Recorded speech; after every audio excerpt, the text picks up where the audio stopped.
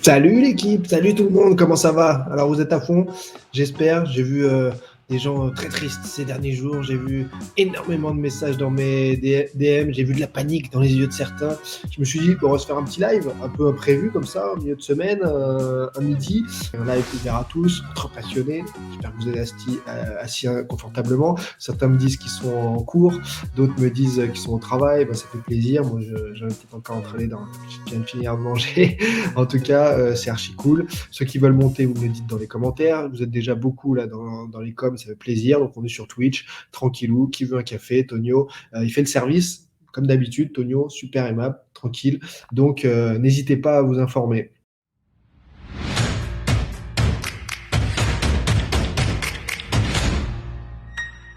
Maître Spinster qui me dit aussi ça va chef, tout va bien. Cal 1301, l'homme qui découpe mes vidéos plus vite que son ombre. Zoro.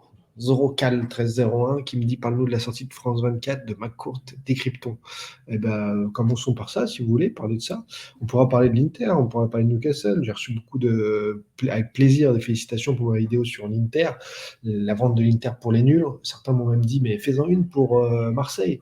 Je dis, mais Marseille, il y a toutes mes vidéos qui sont sur YouTube, tout est dispo.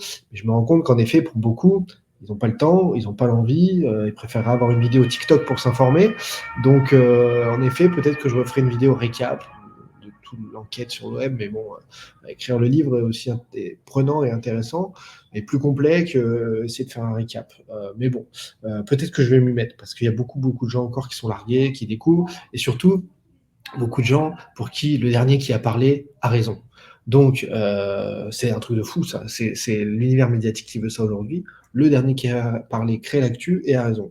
Et il y a plus de journalistes il y a beaucoup de journalistes enfin, c'est pas des journalistes d'ailleurs, je pense, qui ne se font pas, qui s'embêtent pas, qui font copier-coller de ce qu'ont repris ce qu'ont créé d'autres journalistes. Donc, bah, ça donne du grand n'importe quoi de copier-coller sur des sites où certains vont s'informer. J'en suis désolé pour vous, des foot 01, des quoi d'autre comme site poubelle là, qui écrivent n'importe quoi, tout et son contraire du jour au lendemain. Là, la dernière une, c'était ma courte gifle Vézirian. Mais vous vous rendez compte de ce qu'ils écrivent? Vous vous rendez compte du délire dans leur tête? Comment ils peuvent oser écrire ça? Mais alors déjà, Franck McCourt ne m'a jamais cité, heureusement, parce que je ne fais pas partie des menteurs qui le citent, des gens qui diffusent des mensonges. Donc, mais donc, c'est une folie de leur part. Enfin, à quel moment, déjà, ils me mettent dans le truc, gifle en plus. Mais vous vous rendez compte ce que ça veut dire, gifle? Mais c'est des fous. La seule intelligence journalistique qu'il pourrait avoir, c'est m'appeler, me demander ce qu'il en est vis-à-vis de mon enquête, essayer de faire un papier complet, intéressant. Non, eux ils font du copier-coller, ils font du flux, ils font n'importe quoi, et certains vont s'informer sur ce type de site. C'est ce qui est le plus dommageable, en fait, parce que du coup, ça me donne des supporters désespérés qui viennent me voir, et puis en 3 mots, en 3 lignes, je les rassure, mais bon, c'est pas le but, quoi. C'est pas la... Voilà. Qu'est-ce qu'on me dit? Dépêche-toi, on reprend le taf après. Sacré hasard, les maillots derrière. Bah oui, c'est l'actualité quand même. Que penses-tu du journaliste anglais qui annonce la vente comme moi? Alors, ce journaliste m'a envoyé un message, on est quel jour? Je crois dimanche, pour me demander des infos, savoir ce que je savais. Je lui ai dit, bah, tout est sur YouTube, mon ami. Si tu veux y aller, fonce. T'appuies sur sous-titres automatiques. Il m'a dit, ah, c'est long, c'est compliqué, les termes qui se traduisent mal, etc. Est-ce que tu peux me faire le résumé? Je lui ai dit, écoute, j'ai une vie aussi, donc non, c'est compliqué. Donc, Maxou qui nous dit qu'il a rendez-vous chez le dentiste. Il va être en retard, le dentiste, tu peux rester encore un peu avec nous. Maître Spinster, je suis au boulot, interdiction de me parler. Euh, donc, que penses-tu du journaliste anglais qui annonce la vente? Bah, déjà, je ne connais pas son pédigré. Donc, à part avoir reçu des DM avant même qu'il publie ses trucs, pour avoir des infos, ce qui est bien de sa part et intelligent, ça veut dire qu'il essaie de vérifier, d'avoir plusieurs sources différentes. Mais pour autant, j'ai balayé très vite fait ce matin, j'avais du boulot. Ces tweets, on n'apprend rien. Il y a des choses où je suis pas d'accord, et il y en a d'autres, bon, il n'y a rien de neuf, quoi. Donc, je sais pas. Je sais pas quoi vous dire, mais oui, tout ce qui vient de Twitter aujourd'hui, à prendre avec des pincettes, les faux comptes, les vrais comptes. Vous avez vu la manipulation dans la vidéo YouTube sur le hashtag VentoWeb. J'en fais une là aujourd'hui ou demain, donc sur la Super League manipulée. Mais je vous avais prévenu aussi là-dessus déjà. Donc, bah, que penses-tu? Pas grand-chose, voilà, pas grand-chose à vous dire, mais prenez du recul par rapport à tout ça et en fait, c'est pas, vu comme la zizanie est orchestrée sur Twitter, comme c'est manipulé l'information, évitez de vous informer via Twitter, même si ça parle beaucoup, il y a beaucoup de choses, ça vous plaît, ça bouge, tous les jours il se passe quelque chose, c'est Netflix. Bah non, faites attention, prenez du recul, c'est pas une série Netflix, on passe pas des trucs tous les jours. Bon, démenti, j'ai répondu déjà depuis de longs mois à tout ça. Les démentis, c'est du classique, c'est obligatoire, il n'y a pas de règle. Il y a eu des démentis qui se sont faits, une semaine après, il y avait officialisation. Il y a eu des démentis où les propriétaires ou ex-propriétaires ont joué entre les lignes et au final, ça s'est officialisé un mois, 2 mois, 3 mois après. Bon, ça veut souvent dire qu'en revanche, il se passe quelque chose et il faut y avoir une officialisation. On n'a jamais vu de démenti de vente et que derrière, il n'y ait pas de vente, hein, d'ailleurs. C'est assez curieux, mais c'est comme ça. Moi, ce que je remarque, c'est que la stratégie de communication, elle est très années 90. On prend des vieux médias qui parlent au CSP+, au cadre, comme France 24. On donne des questions et tout est organisé en amont. Voilà. Moi, si j'avais eu Franck McCourt en face de moi, et ça aurait été bien pour sa communication, je pense, et un bon rendez-vous et très suivi, plus que l'interview de France 24. Je pense que, je lui aurais demandé déjà euh, euh, concernant les journalistes étrangers qui ont parlé comme moi, qui ont annoncé que l'OM est vendu, est-ce qu'eux allaient recevoir des mises en demeure? Ça aurait été une bonne question, déjà. Ensuite, est-ce qu'il y a eu. Pourquoi se remet-il à parler maintenant? D'où vient l'argent du projet Liberté? On a fait les comptes, donc il y a eu des centaines de millions d'euros perdus avec l'Olympique de Marseille, un tiers, peut-être plus de sa fortune. Comment peut-il penser qu'il va gagner la Ligue des Champions? Qu'est-ce que je lui aurais posé aussi comme question? Pourquoi il a annoncé qu'il allait léguer les Dodgers à ses enfants, puis l'OM à ses petits-enfants, alors que ça ne s'est pas fait? Pourquoi jusqu'au bout il a dit médiatiquement qu'il allait garder et rester à la tête des Dodgers, alors que ça n'a pas été le cas? Plein de choses comme ça, en fait, que j'aurais voulu me poser des vraies questions. Qu'en est-il de la nouvelle cellule de recrutement de l'OM, du scouting, de la formation, de ces versements d'argent cet été à pas mal de cellules d'académie et formation autour de l'OM qui viennent de pays étrangers, voilà, qui nous expliquent pourquoi aussi cette restructuration massive cette année est arrivé avec de l'argent tombé du ciel, alors que l'an dernier, en année Ligue des Champions, il y a eu 0 € de mis, 7 millions, je crois, de mis en tout et pour tout. Et là, on est à plus de 55 millions bruts et 40 millions de prêts avec option d'achat obligatoire, on le rappelle.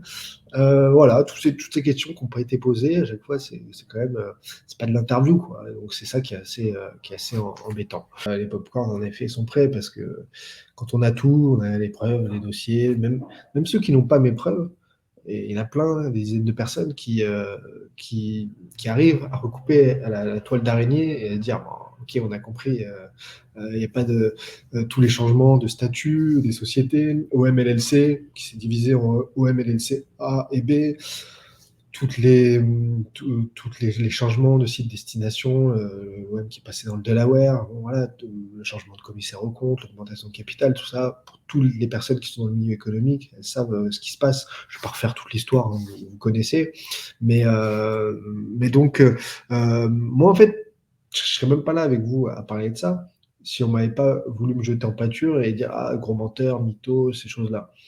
En fait, à partir du moment où c'est attaqué à mon travail, certains ont cherché les casseroles, mise en demeure, menaces de mort, etc. Et personne n'a trouvé de casserole. J'ai dit ok, je maintiendrai le cap, il n'y a pas de problème. Ils s'en sont pris à moi professionnellement. Ils ont essayé de me couper les ponts avec mes clients, avec des médias.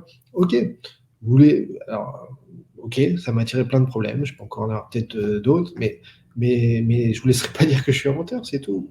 Il aurait mieux fallu m'appeler, être pro, clean, comme ça se fait d'habitude, pour dire bon, là on est dans des affaires de gros dossiers et donc stop, calmos. On en reparlera dans quelques semaines. Voilà, des choses comme ça, des choses professionnelles, pas cette façon de faire, c'est tout. En plus, moi, ce qui me dérange, et c'est mon cœur de passionné foot, c'est qu'on se moque des supporters, en fait. Tout se passe sous les yeux. Et en fait, les supporters, on vous prend pour des idiots. Et c'est ça qui est vraiment embêtant. Il ne faut pas balancer une seule vraie preuve pour pour cette soi-disant vente OM. Alors, en fait, cher ami, sache que vu le niveau de preuves que j'ai et de contrats, de versements, si ils sont pas 36 en fait à pouvoir les avoir obtenus. Donc, si je te sors ça publiquement, juste pour toi là sur Twitch, mon ami, eh ben, ça va poser un gros problème. C'est que les personnes en qui on travaille en grande confiance, encore en début de semaine dernière, j'ai vu des gens très très haut placés qui me confirment tout, qui sont avec moi à fond. Et ben, si je balance ça, ben, en fait, elles sont grillées et c'est elles qui auront des plus gros problèmes. Si je révèle aussi quelle structure a déjà reçu de l'argent, des choses comme ça, parce que tout s'est mis en place cette année sur la restructuration du club. Bon, bah, les gens de ces structures, ils vont être visés, ils vont avoir des problèmes. Donc voilà, c'est un choix. Et je préfère. Maintenant, tu me crois pas, y a pas de souci, mais tu as plein de choses sous les yeux qui te montrent. Ouais, c'est vrai, Matt, tu as bien raison. Tu as bien raison, en effet. Moi, ma pensée fondamentale par rapport à ça, c'est qu'en mai, beaucoup de médias traditionnels avaient annoncé qu'ils viendraient parler et annoncer l'organigramme de l'OM. J'avais dit, je ne crois absolument pas. Beaucoup avaient annoncé qu'il y aurait des transferts dès le mois de juin. J'avais dit, c'est pas possible, puisque la saison dernière est bouclée au 30 juin et il fallait pas que ça bouge au niveau économique. Donc Matt, pour moi, oui, il est plutôt lié, mais il a besoin de garder une stature pour ses autres plans, comme Liberty. Donc, comme c'est parti pendant 3-4 semaines en live sur le sujet, il a un petit peu repris la main. De là à dire qu'il a parlé vraiment de vision d'avenir pour l'OM, qu'il a parlé de structuration, de restructuration, de ce qui est mis en place, du coach, de ce qu'on devrait faire un propriétaire, je ne crois pas. Encore une fois, il en a parlé au bout de 8 minutes de l'OM. Ça s'est arrêté à 12 minutes d'interview.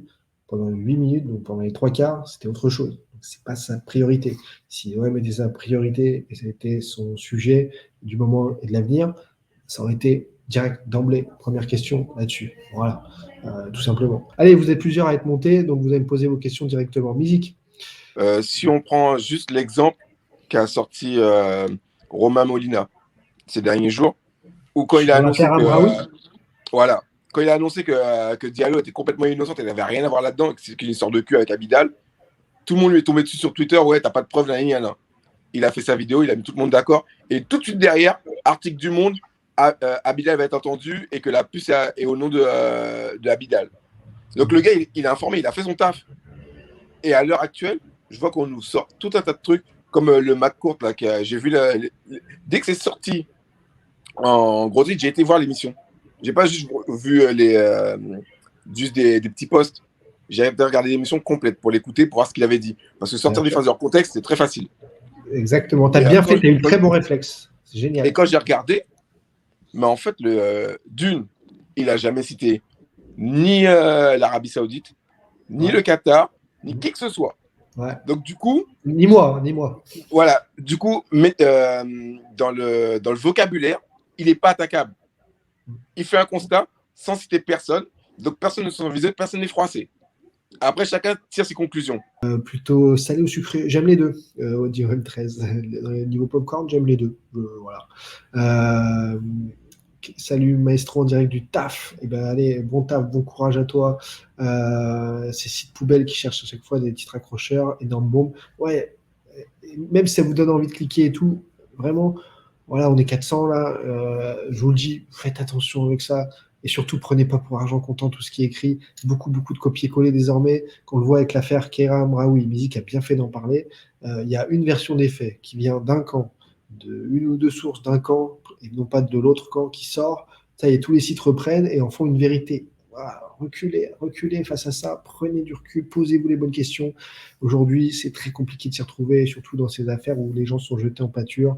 Voilà, c'est triste de salir des noms. Vous n'aimeriez pas que ce soit votre soeur, votre femme, votre mère qui soit à la place de ces gens-là. Donc, prenez du recul et tombez pas dans la fosse au lion.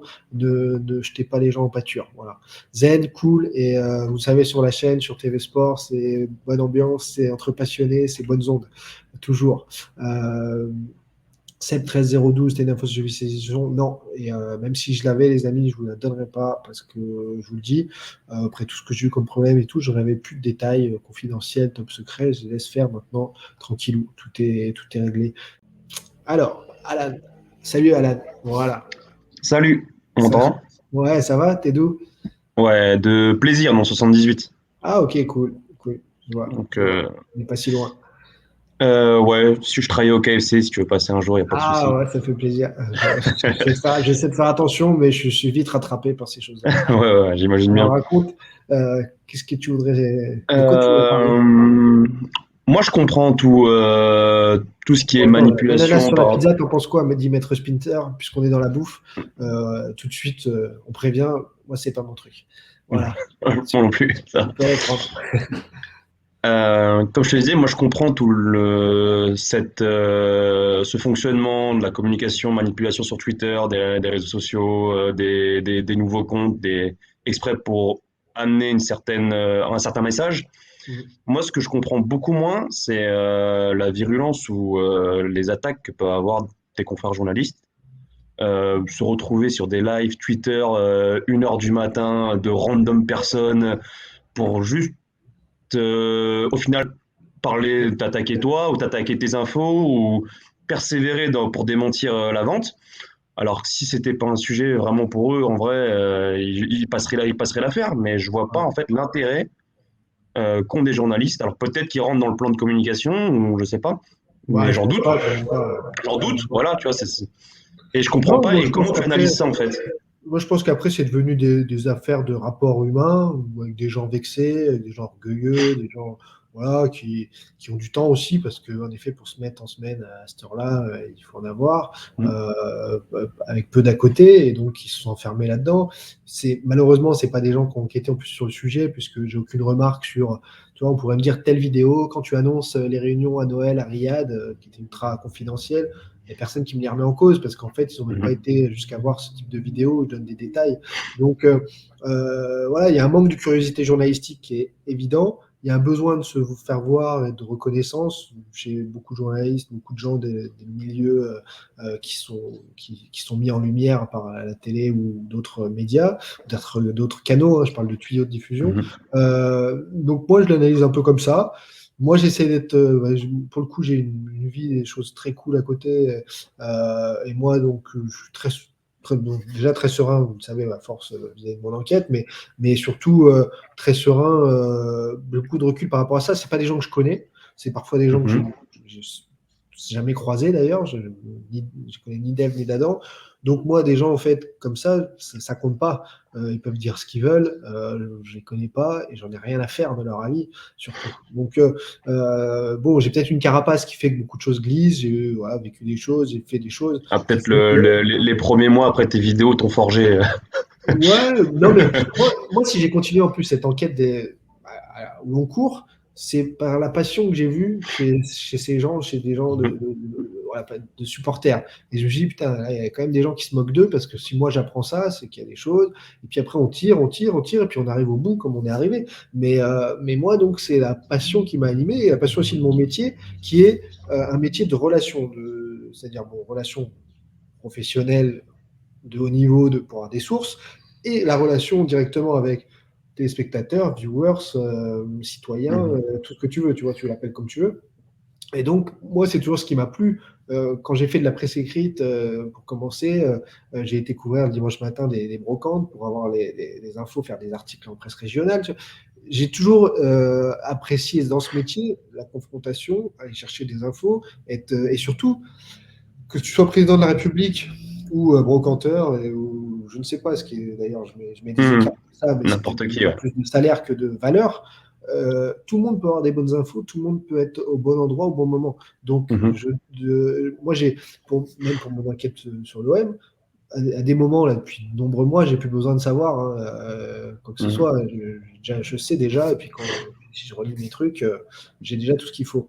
Mais quand, par exemple, j'ai un, un standardiste téléphonique d'un ministère qui me dit, je peux te contacter je vérifie déjà si il bosse Mhm. bien à ce ministère, parce que moi je connais tel ministère, donc je lui demande où sont les chiottes, où est son bureau et machin. Et puis finalement, il y bosse bien. Et puis en fait, il me confirme une info. Donc j'avais pas besoin de lui pour avoir cette info. Mais Mhm. juste, et je l'ai appelé quand même parce que je me suis dit, bah déjà, il me contacte, c'est courageux, c'est sympathique de sa part. Ensuite, il a fait un job puisqu'il s'est renseigné lui en interne.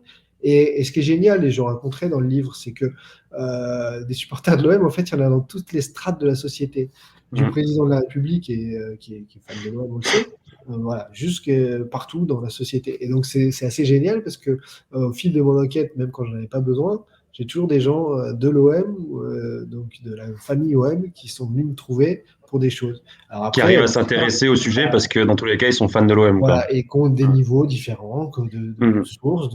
Et ce qui est marrant, c'est que bon, après, moi, justement, là, il faut faire un gros travail journalistique pour vérifier ces choses-là, pour voir qu'il y a beaucoup de gens qui parlent parmi les supporters avec le cœur avant tout. Donc là, ça peut pas être fiable, ça peut pas être crédible Mhm. pour moi.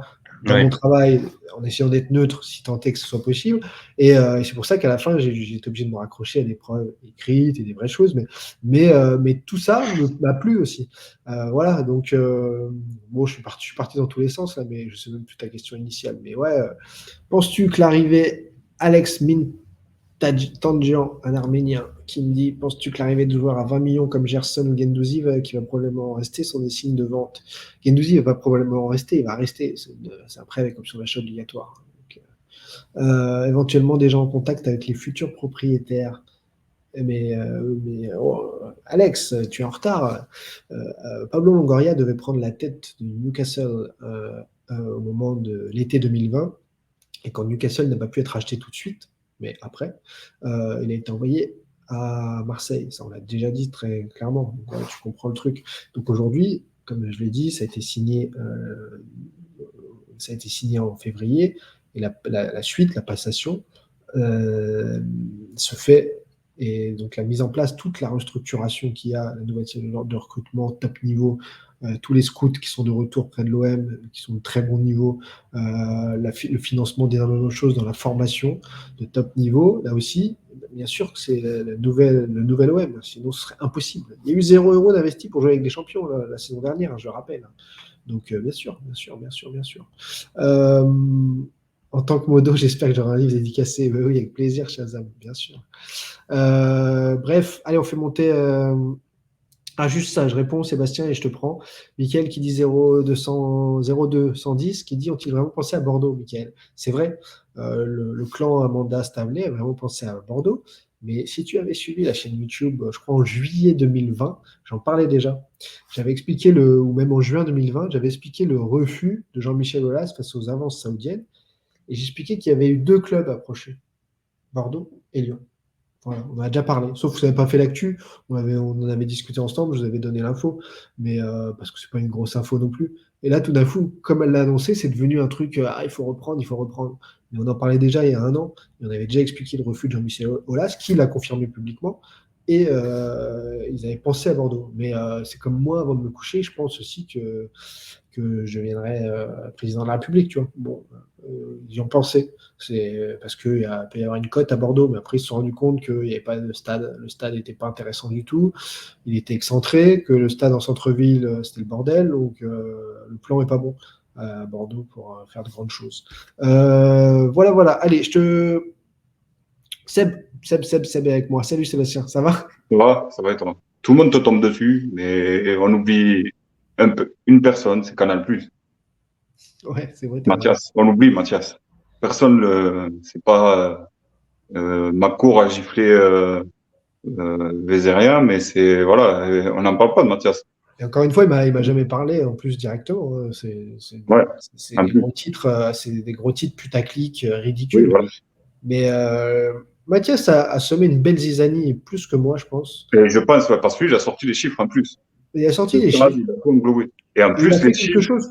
Il a fait quelque chose que moi je n'ai jamais fait. Je trouve ça d'ailleurs culotté de sa part. C'est d'expliquer que Emmanuel Macron est le grand commanditaire de tout ça.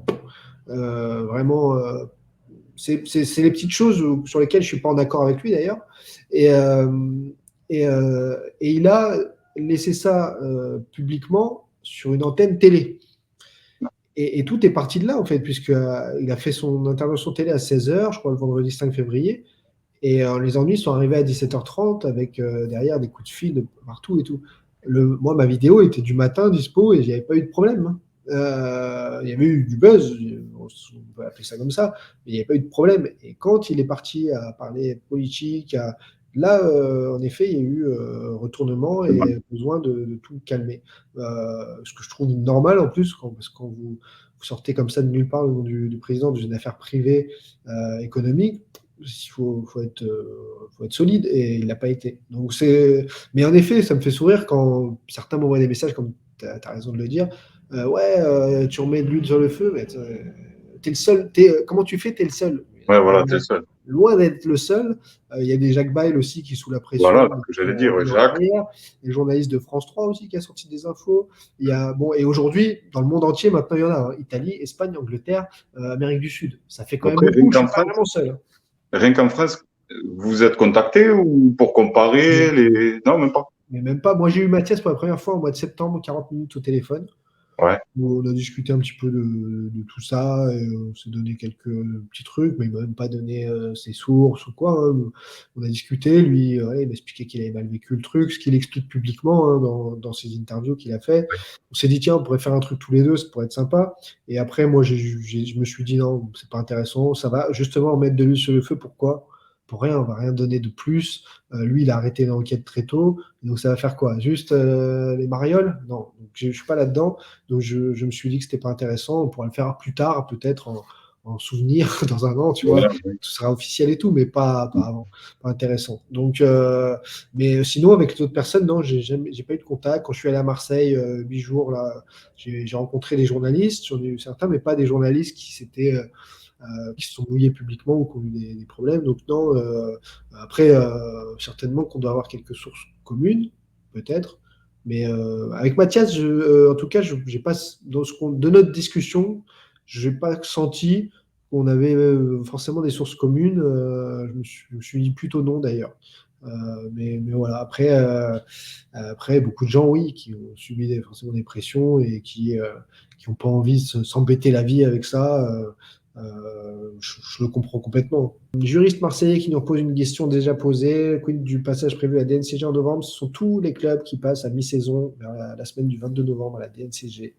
Et ça se passe les trois quarts du temps de façon non publique.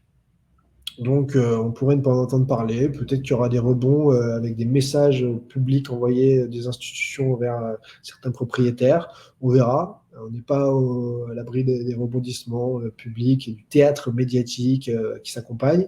Mais normalement, c'est des choses qui se passent tranquillement. DXRPR0 qui nous dit ce qui matrice et la violence que vous provoquez des comptes Twitter, les gens prennent trop au sérieux ce réseau. Ouais, c'est grand n'importe quoi. S'il y a vraiment un truc à retenir de ces 1h30 ensemble, c'est ça. Prenez du recul vis-à-vis de Twitter, son évolution, ce que c'est devenu, tous ces comptes qui se créent d'un coup. Ah, lui, je le connais pas, il sort de nulle part et il a d'incroyables infos. Non, c'est peut-être des infos qui vont dans le sens de ce que tu veux entendre et qui t'intéressent, mais pas d'incroyables infos.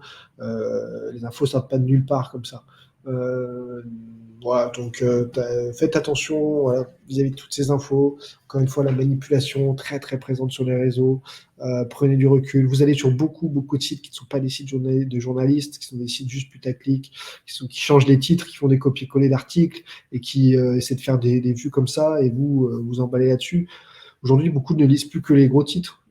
C'est pas comme ça qu'on s'informe. Donc, si vous voulez vraiment vous informer, allez un tout petit peu plus loin. C'est tout.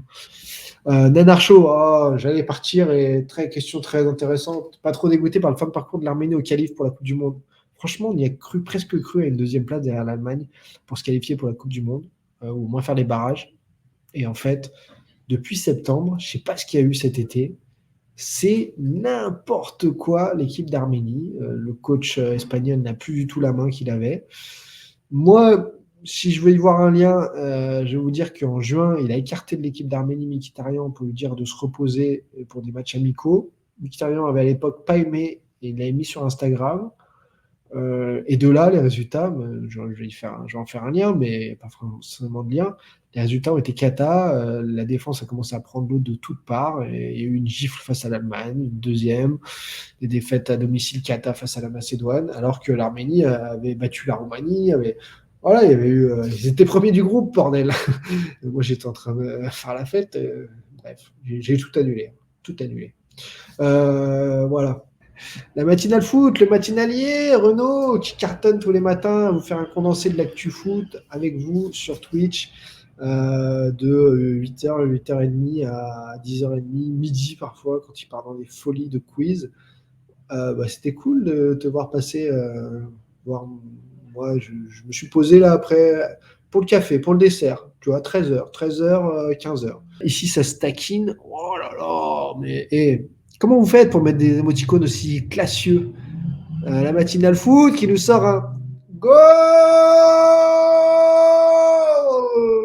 Mamma mia! Golazzo! Oh là là. Il nous a sorti un goal. Ça me fait plaisir. Ça me fait plaisir. C'est le roi du goal. Tous les matins. J'espère que tu es tout seul chez toi, Renaud. Sinon, tu réveilles la famille. Non, bonne journée à tous. Allez, je vous envoie même un petit jingle concocté par Eric. C'était un kiff d'être ensemble. Je vais vous mettre 2-3 jingles même d'affilée. J'ai une grosse vidéo aussi qui va sortir sur un gros sujet qui va faire boom au niveau monde du foot, pas l'OM, que je suis en train de préparer là, avec une avocate. Voilà, je ne vous en dis pas plus. Allez, à très bientôt. Prenez soin de vous. Prochaine vidéo sur YouTube là. Ensuite, Super League. Ensuite, dimanche aussi pour le débrief ensemble. Il y en aura peut-être une autre enregistrée avec Javon Andrew d'ici là, peut-être vendredi. Allez, on avance. Prenez soin de vous. Soyez forts. Par un passionné, pour les passionnés. À bientôt. Rediffusion, dispo, bien sûr.